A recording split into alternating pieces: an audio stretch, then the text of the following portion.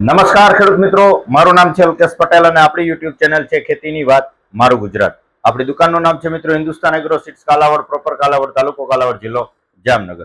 આપણી દુકાનનું એડ્રેસ છે બેંક ઓફ ઇન્ડિયાની નીચે પેટ્રોલ પંપ વાળી શેરી, જૂનું માર્કેટિંગ યાર્ડ કાલાવડ. મિત્રો તારીખ થઈ છે આજે 21/9/2025. મિત્રો વાત કરશું આજે કપાસના પાક વિશેની. મગફળીના પાકનો અત્યારે જે છે આગોતરા જે છે એનું હાર્વેસ્ટિંગ ચાલી રહ્યું છે. તો હવે એમાં છેલ્લા રાઉન્ડ બાકી છે એની માહિતી આપણે 2 દિવસ પહેલા આપી દીધી છે કે સારું ફૂગનાશક અને 0050 અને જે છે હવે પ્રોજ્યુબ એનો છંટકાવ તમે અવશ્ય ચોક્કસથી કરી દેજો. છેલ્લો છંટકાવ જેથી કરીને રાતડગીરુનો પ્રશ્ન ન રહે અને દાણો ભરાવામાં ક્વોલિટી એકદમ સારી થાય.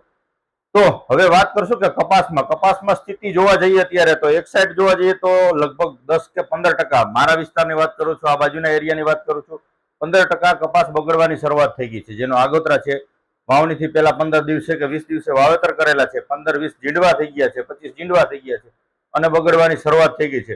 આ પ્રકારની સ્થિતિ જણાતી હોય તો ઈ કપાસ રોકાય નહીં, એમાં કાંઈ ખર્ચ કરવો નહીં. જે મિત્રોને કપાસ સારો છે અને ગ્રીનરી એકદમ કમ્પ્લીટ છે, બગાડ જેની અંદર નથી, એની અંદર જે માવજત કરવાની હોય તો જે છે તમને એની માહિતી આપણે ભલામણ આપણે આપી દઈશું. બાકી બગડવાની શરૂઆત થઈ ગઈ તો કોઈ જાતનો ખર્ચ કરતા નહીં, એ કપાસ રોકાય નહીં અને તમે એમાં રોકી અને રિકવર કરી અને ખર્ચ કરો તો પાછું નવેસરથી કોર લઈ અને 1-2 જીંડવા લાગે તો એની અંદર પણ ઈયળ આવી જાય એટલે એ કપાસની માવજત મૂકી દેવાની, એને કાઢીને શિયાળુ વાવેતર તમારે કરી દેવાનું. પણ જે મિત્રોને બગાડ લાગ્યો છે એની વાત. બાકી સારા છે એની અંદર અત્યારે રોગ જીવાત બિલકુલ ઓછી છે, બરાબર છે. હું તમને કોઈ જાતની ખોટી ભલામણ નહીં કરું કે અત્યારે આમ ઘેરાઈ ગયું છે ને આવું આવી ગયું છે ને આ કરવું જ પડશે ને આવું કાંઈ છે નહીં. એટેક માત્ર અત્યારે એક સફેદ માખીનો જોવા મળશે, ચૂસિયા ઓછા થઈ ગયા છે, થ્રિપ્સ બિલકુલ દેખાતી નથી, બરાબર છે. તો અત્યારે જે પ્રકારની સ્થિતિ છે એ મુજબની તમને ચોક્કસથી માહિતી આપીશ. એ મુજબનો જ તમે ખર્ચ કરજો, બીજો વધારાનો ખર્ચ કરતા નહીં, કેમ કે હજી પાછળથી આગાહી છે. જો હવે વરસાદ પડ્યો તો કપાસનો કાર્યક્રમ પૂરો, એટલે લિમિટેડ ખર્ચ થાય અને ક્યાંય ને ક્યાંય કપાસ આપણો બચી જાય એવી આપણે આશા રાખી અને એના એ મુજબ આપણે ખર્ચો કરીએ મિત્રો. તો એની માટે આપણે અત્યારે સફેદ માખીનો વધારે એટેક છે, નોર્મલ એટેક છે તો એ પ્રમાણે તમને માહિતી આપું. તો તમારે એકતારા લઈ લેવાનું છે, બરાબર છે, કોઈ પણ સારી કંપનીનું. આજે છે ધાનુકાનું છે, હળવા ચૂસિયા માટે ચૂસિયો મોલો ગળો આમાં કામ આપશે. થાયોમેથાક્ઝમ 25%, પંપે 10 ગ્રામ આ નાખી દેવાનું. સાથે તમારે આપી દેવાનું ટાટા કંપનીનો આ છે પ્રાઇડ, પંપે 10 થી 15 ગ્રામ તમારે પ્રાઇડ નાખી દેવાનું છે, બરાબર છે.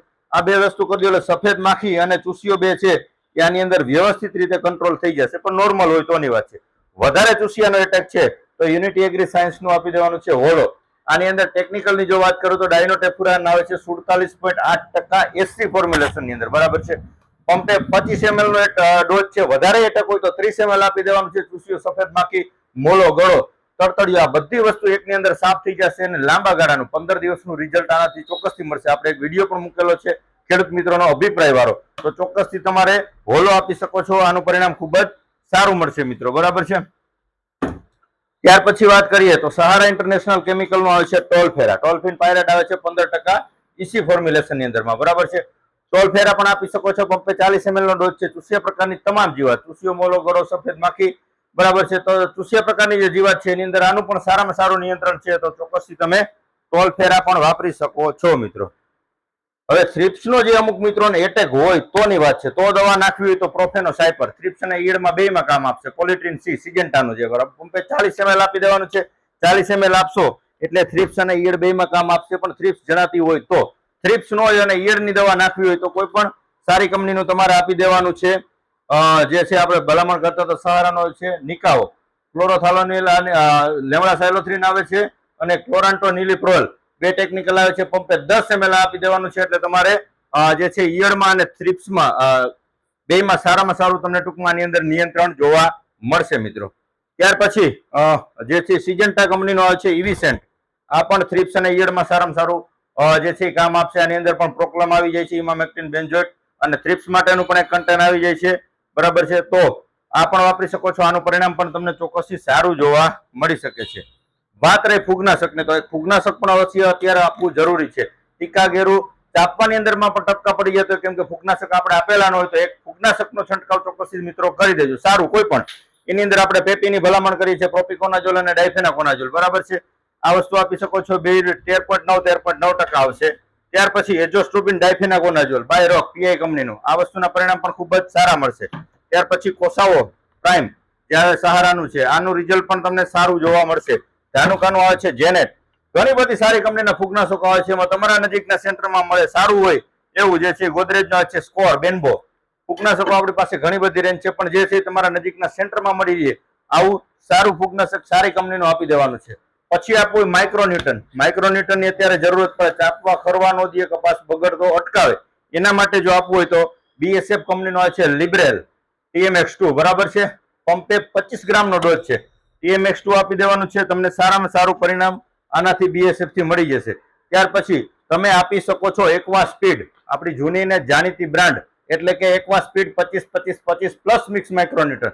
મિત્રો આ તમે વાપરો હશે તો કાયદેસરની કડ પડી જાય. કાયદેસરની તમને કડ ન પડે, આનું રિઝલ્ટ ન મળે તો તમને જે છે એ આપણી મની બેક ગેરંટી, તમારા પૈસા પાછા લઈ જવાના. એટલે ખેડૂત મિત્રોને સાચી સલાહ છે. કોઈ હું કંપનીની એડવર્ટાઇઝ નથી કરતો, જાહેરાત નથી કરતો, પણ અદ્ભુત રિઝલ્ટ છે. કેમ કે સંપૂર્ણ ખોરાક છે. આની અંદર માઇક્રોન્યુટન આવી જાય છે ને NPK નો આખો ગ્રેડ આવી જાય છે. એટલે ખોરાક જે છે કોઈ પણ પાકને જોતો હોય, કોઈ પણ અવસ્થાએ જોતો હોય તો આ વસ્તુ પૂરી પાડી શકે છે ને રીઝનેબલ ભાવની અંદર છે. 600 રૂપિયાનું લીટર આવે છે ને 20 પંપ થાય છે. પંપે 30 રૂપિયાનો ખર્ચો છે, પણ રિઝલ્ટ આનું પાવરફુલ છે. તમે જગ્યા મૂકીને વાપરો એટલે તમને કાયદેસર આની અંદર કડ પડશે. વૃદ્ધિ વિકાસમાં, ફ્લાવરિંગમાં, ખોરાકમાં બધી રીતે આનું સારામાં સારું નિયંત્રણ તમને જોવા મળશે. બરાબર છે. પરિણામ એનું ખૂબ સારું છે. અને કોઈ પણ દવાનો છંટકાવ તમે કરો છો તો ચોક્કસથી તમારે પંપે 10 ml સ્ટીકર આપી દેવાનું છે સ્પીડી. કોઈ પણ સારી કંપનીનું લઈ અને તમે સ્ટીકરનો ઉપયોગ સાથે અવશ્ય કરજો, જેથી કરીને દવાનું પરિણામ તમને સારામાં સારું મળી રહે. ત્યાર પછી કપાસમાં પીડાશ જણાતી હોય ને બગાડની શરૂઆત થતી હોય તો અને તો માત્ર સસ્તું અને સારું એટલે કે મેગ્નેશિયમ સલ્ફેટ. મેગ્નેશિયમ 9.5% અને સલ્ફર 12%. આનો તમે ચોક્કસથી છંટકાવ કરી શકો છો. તો તમારો કપાસ બગડવાની શરૂઆત હશે તો તમને એમાં સારામાં સારું પરિણામ મળશે. બાકી બગડવાનું આગળ હાલી ગયું, કુંડાળા પડવા માંડ્યા, પછી ખર્ચ ભૂલી જવાનો, કોઈ જાતનો ખર્ચ કરવાનો નથી. એટલે અત્યારે ઈયળનો પણ એટેક ક્યાંય ને ક્યાંય જણાય છે તો ચોક્કસથી એની પણ તમે કાળજી રાખજો મિત્રો. જોતા રહેજો તો ઈયળની દવા પણ નાખતા રહેજો. બીજો પાકની આપણે એક વાત કરીએ તો ઘણા બધા મિત્રોના ફોન આવે છે, કોમેન્ટ આવે છે કે ભાઈ ડુંગળીના પાક વિશે માહિતી આપો. પણ ડુંગળીના પાકની માહિતી આપતા મારું મન નથી માનતું. શું કામ? એને કે બજાર ભાવ જોવો ખેડૂત મિત્રો. આમાં ખેડૂત મિત્રોને ખર્ચ કરાવી અને કેવી રીતે પોસાય? હું એક મારા મનથી એવો નથી, મને અહેસાસ થતો કે મને ઈચ્છા નથી થતી કે હું ખેડૂત મિત્રોને માહિતી આપું. રોગ જીવાત છે, વાયરસ છે. અત્યારે હું ફિલ્ડ વિઝિટ કરું છું, પણ હું ખેડૂત મિત્રોને અત્યારે ભલામણ નથી કરતો કે આની અંદર તમે આ ખર્ચ કરો. મન નથી માનતો. 100 રૂપિયાની તમે મણ ડુંગળી વેચો તો ખાલી મજૂરીના પૈસા થાય છે. તમે આ પાછળ થ્રુ બિયારણ ગણો, ખર્ચ ગણો, ખાતર ગણો, એ પૈસા આપણા ખેડૂતના ઘરના જાય છે. આ પરિસ્થિતિ અત્યારે ડુંગળીની છે. પણ છતાં ઘણા બધા મિત્રોની કોમેન્ટ આવે છે તો કાલે એક વિડીયો દ્વારા તમને માહિતી આપીશ. પણ તમારા એક ભરોસાથી એક તમને એવું અનુમાન લાગતું હોય કે ભાવ વધશે તો ખર્ચો કરજો, નકર મને આમાં ક્યાંય ચિત્ર દેખાતું નથી. ડુંગળીમાં કાંઈ ખર્ચ કરાય નહીં. આવા બજાર ભાવે ખેડૂતના પૈસા જેટલો ખર્ચ કરો એટલા તૂટે, આ એક નક્કી છે. પણ છતાં એ ખેડૂત મિત્રોના આગ્રહના હિસાબે આપણે થોડીક માહિતી આપી દેશું.